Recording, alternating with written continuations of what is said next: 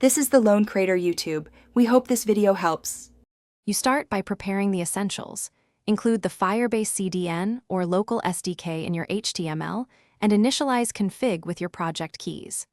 Once done, enable authentication providers in the console so sign-in methods are available to the app. Make sure to add your app domain to authorized domains to avoid redirect errors.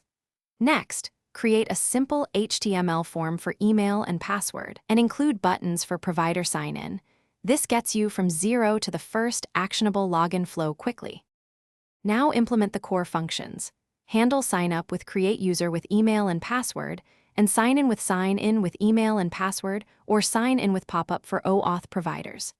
UIR button clicks to these calls, prevent default form submits, and surface errors to users clearly. Also, attach on auth state change to react to sign-in and sign-out events.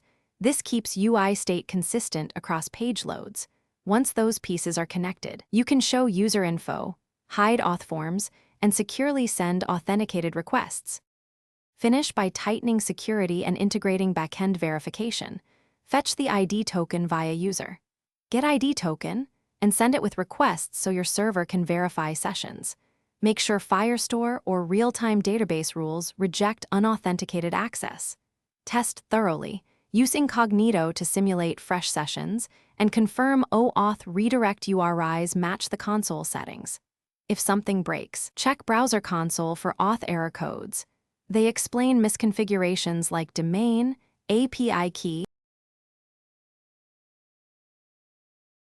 Thanks for watching.